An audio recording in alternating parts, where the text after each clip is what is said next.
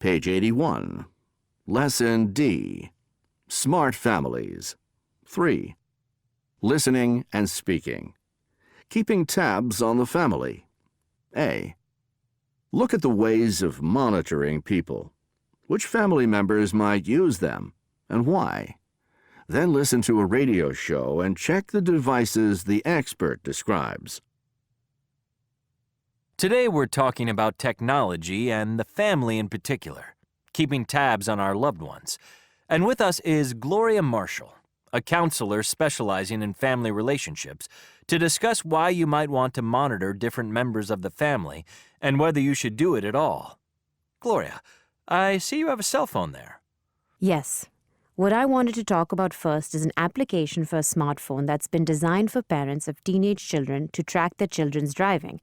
It can tell you where your teen is, so at any point when your teen is out, you can find out where he or she is.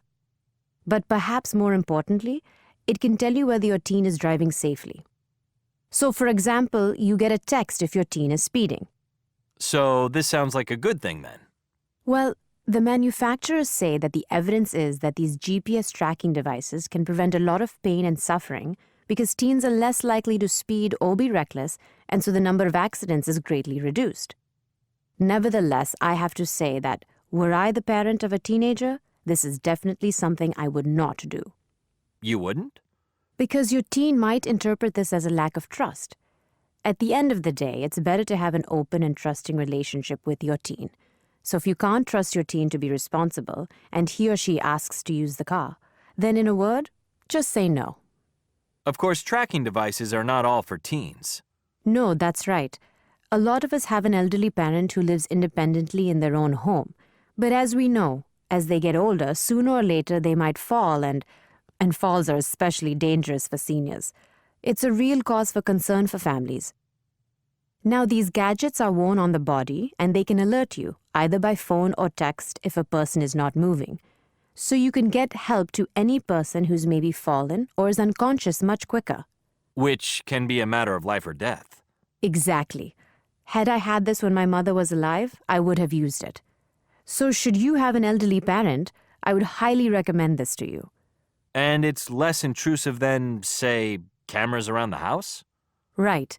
And another technology that I wanted to talk about, going back to children again, is a device that allows you to limit the amount of time your children spend on any kind of electronic equipment, like a computer or TV.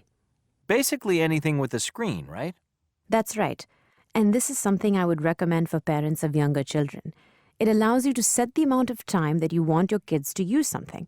Say, a computer game, or you can use it to limit their TV viewing. So, this isn't like parental controls where you control what they see or do? No, this is a timing device. The kids decide when they use whatever device it is, but at the end of the time you set, it turns the computer or TV off. So your kids have control over when they do something, but you have control over how much they do it. Sounds like a perfect compromise. Gloria, thank you so much. And now we move on to...